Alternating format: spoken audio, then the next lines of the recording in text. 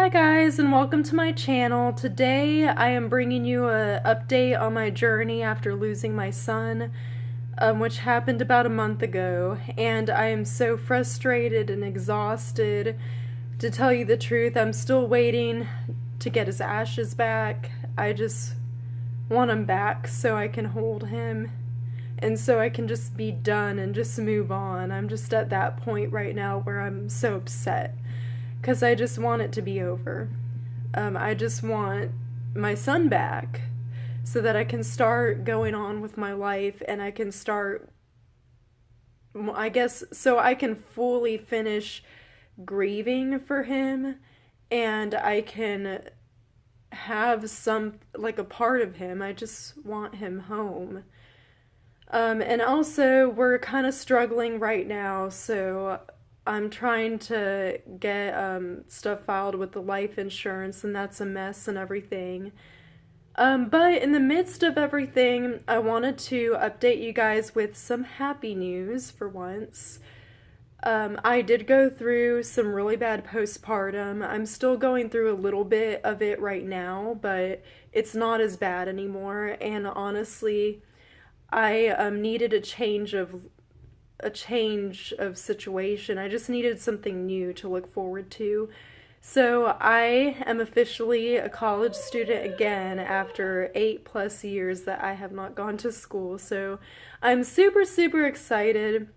I finally took the leap and I was like, you know what? Maybe I should do something productive during this time. I'm just a stay-at-home mom right now, and to be honest, I need something other than just housewife stuff and kids to keep my mind preoccupied during this time.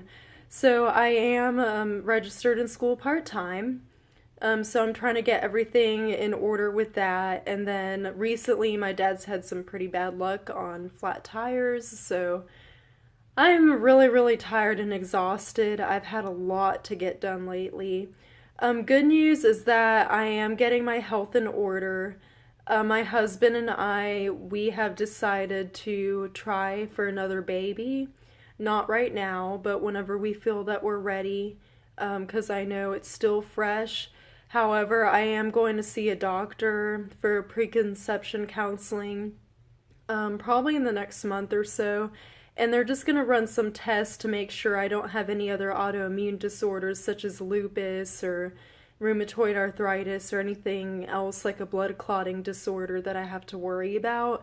And they're going to try to do some testing that will hopefully get us some answers on what exactly is causing my miscarriages, since this was my third. It was my third miscarriage, but this was the most devastating because the other two, they still hurt, but I think it seemed less real to me because I didn't actually get to see a heartbeat. They were both chemical pregnancies, so before I had the chance to fully get excited, it was taken away from me. So it still hurt, but after little bouts of crying or whatever, after a month I was okay. This situation for me is affecting me a lot more in terms of depression and anxiety because I actually held him, his heartbeat. He was alive. He took his last breath in my arms, so it feels more like he was ripped away from me, and I felt him kick and everything. I just had a deeper connection, and I already knew his name, and I knew so much about him. I felt like I already knew my son before he was even born. So this has definitely packed a stronger punch than the other ones. Not to say that any loss is greater or less than one or the other, but that's at least how I personally feel about my experiences. So hopefully we'll get some answers from that. I'm also trying to get into an endocrinologist. I do have Graves' disease and it affects my thyroid and my heart. I've been getting a lot of chest pains lately.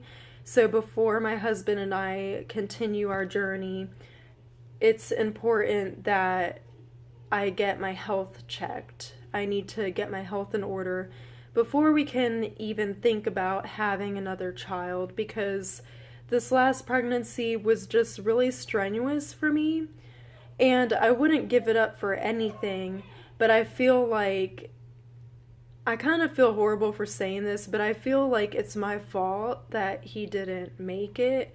Maybe if I had taken care of my health before I got pregnant with him, then he would have made it. I have so many questions that are currently unanswered at the moment, and it kills me on the inside. I know that nobody should blame themselves for something like this, but it's kind of hard not to, I meant.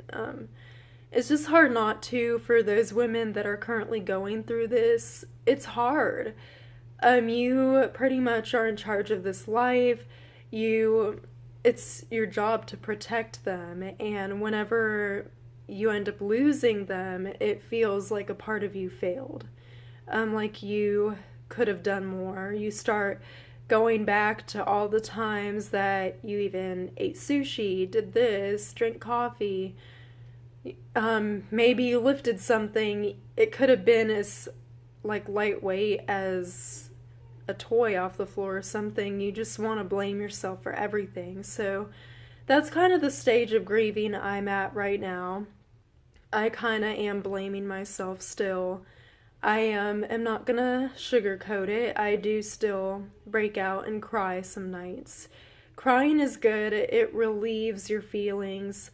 You can't keep it bottled up inside, and just because you cry does not mean that you're weak by any means. It's just part of life. It's part of grieving. If you have to scream, you have to scream. Just get it out. And everyone copes with it in different ways, but that's where I'm at pretty much right now. So I'm hoping for good news from the endocrinologist. Hopefully I don't have to go through any major surgeries or anything. I've been putting off the ultrasound because I have a goiter. I have to get an ultrasound on, and my doctor is scared that it could be thyroid cancer. I'm hoping not, though. I'm just hoping that I get really good news and that it's easily manageable at this point. All I can use is good news and good vibes right now.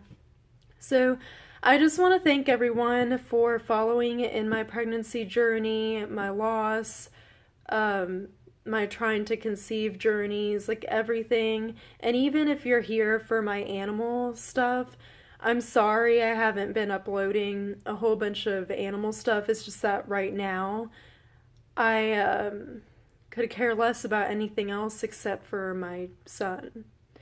And it's just pretty much what my life revolves around, so I'm sorry, but there will be more videos on animal stuff coming up soon.